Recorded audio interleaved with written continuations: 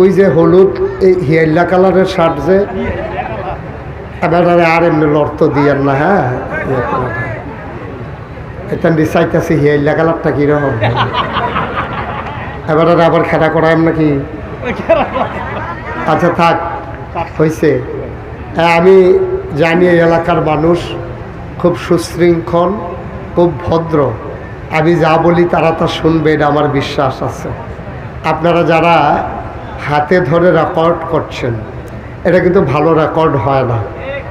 লাভের দূরে হয়, রেকর্ড হয়েছে না, ওয়াজও শুনছেন না, বাইদ গিয়া মন্ডায় কই মুড়া দিয়া এই মোবাইলটা ভাঙালে, যেটা দিয়ে ধরে রাখলাম কিচ্ছু দিয়ে হইল না, লড়ে সরে কি কোন ইচ্ছা দেইরা একটা বেলা এটা নামাই রাখেন।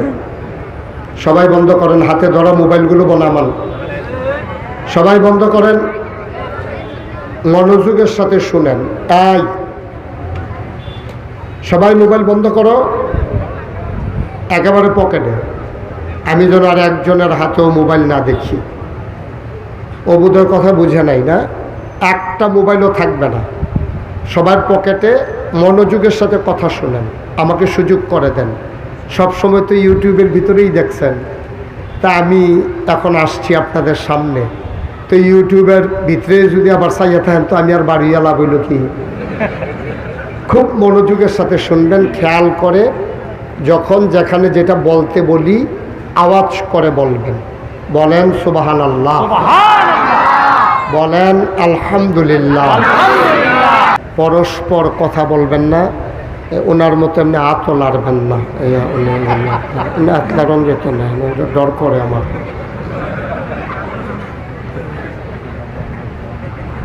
আপনারা দয়া করে কাউকে কথা বলতে দিয়েন না। যদি কেউ কথা বলতে চায় ইশারা ইঙ্গিতে চুপ করাই দিয়েন। জায়গা অনুযায়ী লোক হয়ে গেছে বেশি, আপনার যে লোক বেশি হবেন এটা আমি জানতাম। এই জন্য আমি মাগরিবের পরে মনে করছি যে তারা আইতে আইতে আমি সাইরা যামুবা। আপনার যেমন আগে আগে আইয়া পড়বেন এটাও বুঝছি না। আর আমরা বাংলাদেশের মানুষ সব দিক দিয়ে যে খুব সুবিধা তা না। তারা দাওয়াত দিছে গরফিসে, একজন আইয়া পড়ছে হাফটা একবারে সাফা গরফিসে হগলে লইয়া। এই জন্যই আমরা জায়গার একটু অসুবিধা হয়। তো আমি যে বলবো যে আপনারা একটু আগাইয়া বসেন, এই জায়গাটা আপনারা রাখেন নাই। এখন একটা কাম করলে পারি, আমি উঠতে আপনারা জায়গা দিলে পারি। এখন তো একজন উঠলে একজনে জাগইব, তো হেয়ে দইল তো সুবিধা নাই। তো একটু কষ্ট করে একটু দাঁড়াইয়া শুনতে হবে। যারা বসতে পেরেছেন বসেছেন, বলেন আল্লাহু আকবার। শুকরিয়া আদায় করলাম কার? আল্লাহ। করব কার? আল্লাহ। করে যাব কার? আল্লাহ। লস না লাভ? লাভ। কম না বেশি? বেশি। প্রমাণ আছে নাকি নাই? আছে। আমার আল্লাহ রাব্বুল আলামিন কোরআনুল কারীমে কত সুন্দর করে ওয়াজ করে দিলেন। আল্লাহ বলেন লা ইন শাকারতুম লা আযীদান্নাকুম।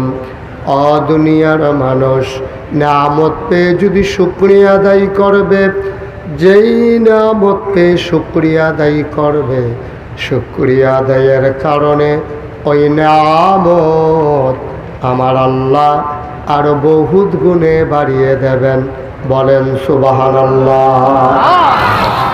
বন্ধুরা আমার, ভাইরা আমার আল্লাহ রাব্বুল আলামিন বড় আদর করে এই দুনিয়াতে মানুষ বানিয়েছেন। মানুষ বানানোর পরে এমনে এমনে ছেড়ে দেন নাই। কোন পথে গেলে জান্নাত, কোন পথে গেলে জাহান্নাম, কোন পথে গেলে লাভ আর কোন পথে গেলে লোকসান, কোন পথে ভালো, কোন পথে মন্দ, কোন পথে কল্যাণ, কোন পথে অকল্যাণ, কোন পথে শিরক বেদাত, কোন পথে তাওহীদ রিসালাত, কোন পথে কুফর আর কোন পথে ইসলাম জানানোর জন্যে যুগে যুগে আমার আল্লাহ মানুষদের মাঝ থেকে যাচাই করে বাছাই করে, করুণা করে, দয়া করে, মায়া করে একদল উত্তম চরিত্রের মানুষ, যাদের গুনাহ নাই, গুনাহ হওয়ার সম্ভাবনাও নাই, এমন একদল মানুষকে আমার আল্লাহ আমাদের জন্যে নবী এবং রাসূল করে পাঠাইছেন। বলেন সুবহানাল্লাহ। এই নবীরা মানুষদেরকে অন্ধকার থেকে আলোতে নিয়ে এসেছেন, কুফর থেকে ইসলামে নিয়ে এসেছেন। নবী যখন এসেছেন ১৫০০ বছর আগে, তিনি এসে দেখলেন মানুষগুলো বর্বর, বেদইন, যাযাবর, মূর্খ, অসভ্য। তাদের রাষ্ট্রীয় কোনো অবকাঠামো নাই, তাদের আমাদের মতো বিভাগ নাই, রাজধানী নাই, তাদের জেলা নাই, উপজেলা নাই, ইউনিয়ন নাই, ওয়ার্ড নাই, গ্রাম নাই, গ্রাম্য মাতব্বর নাই, আর আপনার ইউনিয়ন চেয়ারম্যান নাই, ওয়ার্ড কাউন্সিলর নাই, নাই বলতে কোনো কিছুই নাই। নবীজি এসে দেখলেন মানুষগুলো তুচ্ছ বিষয় নিয়ে মারামারি, কাটাকাটি, ঝগড়া বিবাদ করে। দুইজন লোক উটের পানি খাওয়ানোর জন্য কূপের দিকে, আগে কম ছিল, আপনি এদিকে ঘুরে বসেন, আমার দিকে ঘুরে বসেন, এই চেয়ারটা একটু কোণেচ্ছে করে দাও, ওনার চেয়ারটা একটু আমার দিকে ঘুরাই দাও, একটু টান, হেডসেটটা টান, হেডসেটটা তাড়াতাড়ি করেন, আপনি একটু উঠেন, আপনারা বেড়াইয়া লাড়তে পারতো না। হ্যাঁ, এই সে বুঝছে না, সে বুঝছে। আপনি একটু ঘুরান, আপনার একটু আগাইয়া বসেন, তাহলে দেখতে সুবিধা হবে। হ্যাঁ, সবাই ঘুরে বসেন। আমিন কর, আমিন, জুড়ে কর, আমিন, আরো জুড়ে। তো যেই কথাটা বলতেছিলাম, নবীজি এসে দেখলেন মানুষগুলো মারামারি, কাটাকাটি, ঝগড়া বিবাদ করে। জীবন্ত কন্যা সন্তান জীবন্ত কবর দিয়া ফেলে। বাচ্চা হয়েছে মেয়ে হওয়াটা তারা এটা প্রেস্টিজ ইস্যু মনে করে। তারা মনে করতো এর সে বেজ্জুতি আর নাই, মাইয়া হইছে, এইটা কীরকম একটা কথা, কি একটা বেজ্জুতি। কিন্তু এবার যে আবার এক মারঘর হয়েছে, এটা আমরা বুঝলেই নিচ্ছে, ঠিক কিনা কর। তারা এরকম, আহা, আপনি মোবাইলটাকে ধরতে বলছিলাম।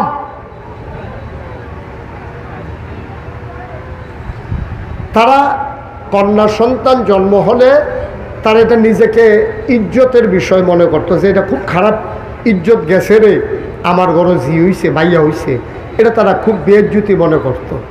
নবীজি এসে দেখলেন ওরা মারামারি করে, কাটাকাটি করে, ঝগড়া বিবাদ করে, তারপরে তুচ্ছ ঘটনা নিয়ে বছরের পর বছর ঝগড়া করে। দুইজনে দুই দিকে থেকে উঠ লইয়া দৌড় দিছে, কুয়াতে ফানি তুললা এই উডেরে ফানি খাওয়াইব। হেতে কয় আমি আগে আইছি, হেতে কয় আমি আগে আইছি। এই কেডা আগে আইছে এইটা লইয়া ফিডাফিডি লাগিয়া বছরের পর, নাউজুবিল্লাহ কানা ধর, বছরের পর বছর তারা ঝগড়া করছে, মারামারি করছে, কাটাকাটি করছে। সমাজটা একবারে নিকৃষ্ট সমাজে পরিণত হয়েছে। এখানে মায়ের ইজ্জত নাই, কন্যা সন্তানের জীবনের গ্যারান্টি নাই, মুরব্বীর কোনো ইজ্জত নাই, স্বামী স্ত্রীর কোনো সম্পর্ক নাই, মন যা ধরে তা করে। নবীজি 40 বছর বয়সে নবীর যখন নবুয়ত প্রকাশ পেল, তিনি যখন মানুষদেরকে দ্বীনের দাওয়াত দিতে শুরু করলেন, 63 বছর বয়সে নবীর যখন এন্তেকাল হয়ে গেল, এন্তেকালের পরে দেখা গেল যে মানুষগুলো সুসভ্য, সুশীল, আধুনিক, ভদ্র, আল্লাহওয়ালা, পরহেজগার মানুষে পরিণত হয়েছে। দীর্ঘদিন মানুষেরা এর সুফল ভোগ করেছে, মানুষজন খুব আনন্দে দিন অতিবাহিত করেছে। নবী এমন একটা সুন্দর নিয়ম শৃঙ্খলা তৎকালীন সমাজে ১৫০০ বছর আগে দান করেছিলেন।